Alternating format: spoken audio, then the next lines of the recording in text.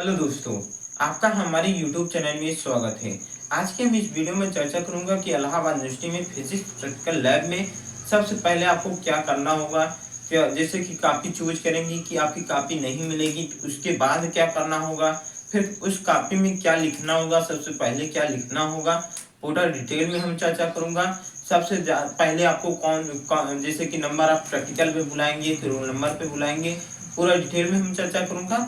Video में last तक जरूर बने रहिएगा, पूरी जानकारी मिलेगी।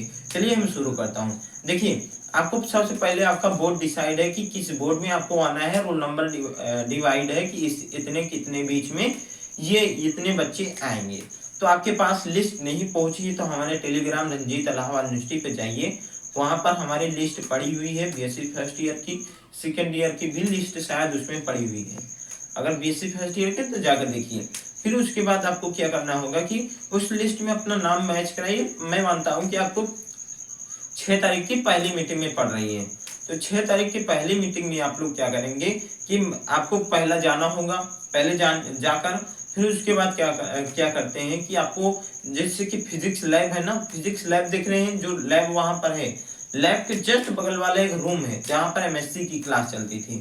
तो वहां पर एमएससी वाली क्लास में आपको बैठाएंगे पूरे हॉल में। फिर उसके बाद आपको बताएंगे कि क्या, वो खुद बताएंगे कि आपको क्या क्या लिखना है। वो ये बताएंगे कि आपको पहले आपको ऑब्जेक्ट लिखना है, फिर फार्मूला लिखना है, फिर ऑब्जर्वेशन लिखना है। ये बताएंगे कि आप लोग ये कॉपी मिलते ही आप लोग इसे लिख लीजिएगा। कॉपी से पहले आपको वो अपना वो भर ही लेंगे, आपका डिटेल जो आप लोग भरते हैं, अपना रोल नंबर, फिर उसके बाद आपका जो भी डिटेल भराएगा आगे वाले पेज में वो पूरा भरा जाएगा। उसके बाद आपको क्या भरा जाएगा, जस्ट बगल वाले पेज से वो बोलेंगे कि यहाँ से लिखना शुरू करें। लिखने के बाद आपको क्या करना होगा, वहां पर ऑब्जेक्ट, फिर ऑब्जर्वेशन, फिर ये फार्मूला, फार्मूला यूज, अगर लिखना चाहते हैं फार्मूला यूज तो लिखिए, नहीं तो कोई बात नहीं। तो उसके बाद आपको आ जाता है इतना लिखने के बाद। और देखिए, आप लोग रट के जा रहे हैं, मैं मान रहा हूँ कि आप लोग रट के जा रहे हैं कि आपको पूरी रीडिंग रटी हुई है। तो तुरंत ना लिख दीजिएगा कि तुरंत हम छाप दे, मिल रही है काफी तो मैं छाप दूं, वहां प्रैक्टिकल में मैं मजा करूंगा। ऐसा मत करिएगा। पहले आप लोग वहां मिल रही तो आप लोग शांति पूर्वक लिख लीजिए कि ऑब्जेक्ट क्या, ऑब्जेक्ट ऑब्जर्वेशन क्या है। ऑब्जर्वेशन की लाइनें बना लीजिए कि यहाँ ये लिखा जाएगा, यहाँ सीरियल नंबर, यहाँ ये, यहाँ ये, यहाँ ये, तो जो कॉलम बनते हैं ये बना लीजिएगा। उसके बाद रीडिंग रटी है तो बहुत अच्छी बात है, नहीं रटी है तो कोई बात नहीं, वहां पर निकालेंगे। तो वो अगर निकाल रहे हैं तो सबसे बेस्ट है वही तरीका। नहीं निकाल रहे हैं तो अगर रट के जा रहे हैं तो वहां तुरंत मत लीजिए, उसके अभी हम निवारण में बता रहा हूँ, तो वीडियो में बने रहिएगा। देखिए, तो आप लोग जैसे कि मिली कॉपी, पहले आपको क्या करना होगा कि वहां बैठाएंगे, फिर आपको रोल नंबर वाइज या तो आपके जो ज्यादा प्रैक्टिकल किया है उससे बुलाएंगे कि 8 प्रैक्टिकल करने वाले पहले आ जाएं, तो 8 प्रैक्टिकल करने वाले पहले आ जाएंगे। फिर उसके बाद वो कॉपी खींचेंगे, फिर वो प्रोसेस है। फिर रोल नंबर वाइज अगर बुलाते हैं तो रोल नंबर वाइज जाते हैं, फिर वही कॉपी को खींचते हैं, 2 कॉपियों को खींचेंगे और जो प्रैक्टिकल किए हैं वही मिल गया तो बोलेंगे कि हाँ सर हमने ये किया है। नहीं किए हैं तो आप लोग सीधा बोलेंगे कि ये सर नहीं किया है। अगर अगर आपके फाइल में किया हुआ है और आप बोल रहे हैं नहीं किया है हुआ है, तो आपकी फाइल भी खुल सकती है। ये भी ना सोचिएगा कि हम झूठ बोल दूंगा और हमारी फाइल नहीं खुलेगी। पहले आपकी फाइल जमा करा ली जाएगी। फाइल जमा कराने के बाद आपको क्या करना होगा कि वो बुलाएंगे कि आपको ये खींचिए। खींचने के बाद आप लोग देखेंगे कि हाँ ये दोनों किए हैं, तो आपको वहां बुला जाकर बैठा देंगे कि आप अपनी सीट पर जाइए, बैठिए। नहीं किए, नहीं हुआ है तो उसका अगला प्रोसेस है। मैं बता रहा हूँ कि आप लोग जो भी प्रैक्टिकल फाइल में किए हैं उसे झूठ मत बोलिएगा कि हमने ये नहीं किया है, क्योंकि आपकी फाइल अगर खुल जाएगी ना तो उनके निगाह में आप लोग चढ़ जाएंगे। जो बाहर से प्रोफेसर आते हैं उनके निगाह में चढ़ जाए, उनके निगाह में आप लोग जितना सभ्य बन सकते हैं, जितना सभ्य बन सकते हैं उतना बनिएगा। उसके बाद आप लोग देखेंगे कि ये प्रैक्टिकल हमने नहीं किया, तो आपको सीधा सर बोलेंगे, आपसे बोलेंगे सर ये हमने नहीं किया है, तो आपको सीधा पीछे खड़ा करा देंगे कि फिर दोबारा मौका मिलेगा। फिर ये प्रक्रिया सभी स्टूडेंट के लिए। फिर जब सब लोग चूज कर लेंगे फिर आपको बुलाया जाएगा कि आइए अपना प्रैक्टिकल फिर चूज करिए। फिर आप कॉपी खींचेंगे, फिर आपका निकल गया तो बहुत बड़ी बात है, नहीं निकला फिर से आपको पीछे कर देंगे। फिर जितने भी लड़के खड़े होंगे, क्या आपका ही नहीं मिला होगा, कई बच्चे होंगे जिनका नहीं मिला होगा तो सभी को बारी बारी से बुलाएंगे। जिनका मिल गया वो फिर चले गए, लिखें अपना। फिर जिनका नहीं मिला फिर से बुलाएंगे, फिर जाओ लिखो। फिर जिनका नहीं मिला फिर बुलाएंगे। फिर अगर नहीं मिला लास्ट तक तो जो मन में आता है वो दे देते हैं, कहते हैं जाओ करो तुम ये, ठीक है। इतना ही यहाँ प्रोसेस है। अब इसके बाद तुरंत वहां पर लिखेंगे कि क्या लिखेंगे, फिर वहां पर लिखते बैठकर वहां बेंच पर जहाँ बैठे थे आप लोग, वहां जहाँ अपना भाषण दिए वो लोग, वहीं पर बैठाएंगे कि आप लोग 10 मिनट में ये लिखिए। आधा घंटा कम से कम देते हैं।